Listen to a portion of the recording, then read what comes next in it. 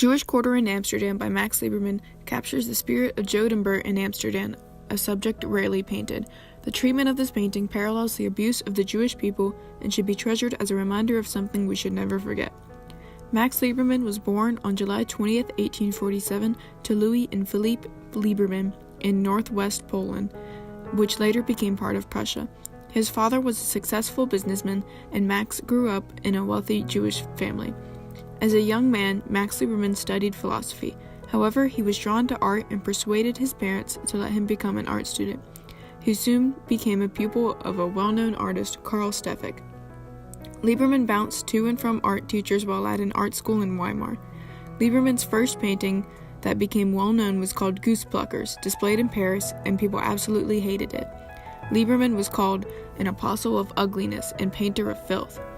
Liebermann looked past the haters and grew to become a leader of the growing anti-establishment movement. His paintings were soon celebrated in Paris. Max Liebermann began spending summers in the Netherlands, where he moved from realism to naturalism. Liebermann then later moved to Munich and faced once again more backlash on his paintings.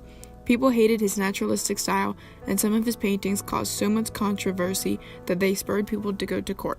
After his tragedy in Munich, Liebermann settled back in Berlin. He slowly turned from naturalism to impressionism, a predominantly French style, and brought it to Germany. At first, the Germans hated Liebermann for trying to bring impressionism into Germany. They thought he was trying to make Germany more French, but soon his art was accepted and Liebermann received a lot of success and acclaim again. He changed the French impressionism by adding vivid colors and lots of light. Max Liebermann never saw his Jewish heritage as something that held him back, and slowly other people began to see that way too. His reputation always preceded him, and he became an exception to the rule. Many people considered Jewish art to be bad, except for Liebermann's. Many people forgot he was Jewish at all. Max Liebermann celebrated his Jewish heritage but did not practice the religion. He even painted a scene of 12-year-old Jesus at the temple, which all different kinds of people had problems with. Jewish people refused to buy his work for 15 years after Liebermann painted this because they saw it as a betrayal. Christians also disliked the painting because it portrayed Jesus without a halo. However, no one could deny that it was brilliant work. Liebermann was surprised by this backlash because he had overestimated the amount of religious freedom in Germany. Although Liebermann had separated his Jewish heritage from his religion and identified as agnostic, he was still very proud of his Jewish culture. In 1905, Max Liebermann painted Jewish Quarter in Amsterdam. It was a controversial painting because of its subject. Despite the fact that the Nazis had not yet risen to power, people still did not care for Jewish people. They had been discriminated against for a long time. The corner in this painting is called Jodenbert, which is Dutch for Jewish neighborhood. It is a small place in Amsterdam with a large Jewish population and a lot of Jewish culture and history. Jodenbert is where Jewish people settled in 1493 after fleeing the Spanish Inquisition. Since then, Jodenbert was a safe haven for Jews to settle in after fleeing persecution. Max Liebermann was making a statement when he painted Jewish Quarter in Amsterdam. The painting was bought in an auction in Munich in 1911 by Hugo Helbing. Helbing died about 20 years later, and his grandfather was given ownership of the painting. The grandfather had it for a very small amount of time before it fell into the hands of the Nazis.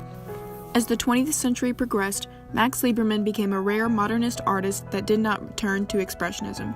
Being too old to fight in the Great War, Liebermann escaped the horrors saw by younger artists that subsequently led to expressionism. He became a popular portrait painter in the Weimar Republic, but rarely painted women unless it was his wife or daughter.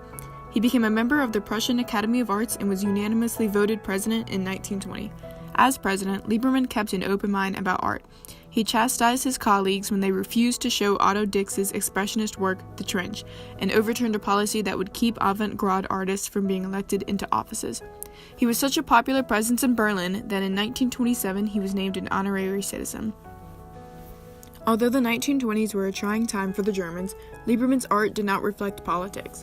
After World War I, Liebermann's paintings were mostly of his garden, his daughter, and his wife. Meanwhile, German politics continued to sour. Hitler took power in 1933 and, with lots of criticism from the newly powerful National Socialist Party, Liebermann resigned as president of the Prussian Academy of Arts. Liebermann said, "During my long life, I have tried with all my might to serve German art. I believe that art has nothing to do with politics or parentage. Since this point of view is now rejected, I can no longer belong to the Prussian Academy of Arts." To the Nazis, Liebermann was everything wrong with the world. He had an open mind about art, he tolerated people of all backgrounds, and he was a Jew that held a high position for a long time. Later that year, the Nazis held a Jewish Bolshevik art exhibit. The exhibit was for adult eyes only because the Nazis thought that children would suffer psychological damage if they saw the paintings displayed. 3 of Max Liebermann's paintings were on display, including Jewish Quarter in Amsterdam. 2 years later, in 1935, Max Liebermann died in his sleep. His art collection and his personal works he left to his wife, Martha Liebermann. His daughter, Katharina Liebermann Reisler, attempted to leave Germany as soon as Hitler took power in 1933, but was not able to move to the United States of America until her husband was offered a job at the New School of Social Research in New York in 1938. Despite numerous attempts by friends to get her out, Martha Liebermann was stuck in Germany. In 1940, the Nazis forced her to sell the Liebermann Villa, commissioned by Max Liebermann in 1909, so it could be used as a post office for the Germans during the war. In 2006, it was made into a museum. Martha committed suicide with an overdose of sleeping pills in 1943 while bedridden with a stroke upon hearing that she was to get ready to be sent to the concentration camp in Theresienstadt. She left all the art to her daughter. Along with being a brilliant painter, Max Liebermann also collected art. He had a large collection full of Rembrandts, Monets, Degas, Corot, Daubigny, and Daumier. After the war, Katharina Reisler sought to find her father's vast collection of art. A Swedish artist and friend of Max Liebermann, Anders Zorn, saved some of the Liebermann art collection and brought the artworks to Sweden temporarily during the war. Unfortunately, the Nazis sold everything remaining in Max Liebermann's house, and therefore much of the art was hard to track down, and some are still missing today. Jewish Quarter in Amsterdam reappeared in 1947 in the Kaiser Wilhelm Museum, where it was reclaimed by the Helbring family who had bought the painting in 1911. It had stayed in Nazi possession throughout the war, occasionally resurfacing in demeaning Jewish art exhibits. Jewish Quarter in Amsterdam holds so much cultural value in its Jewish roots and culture.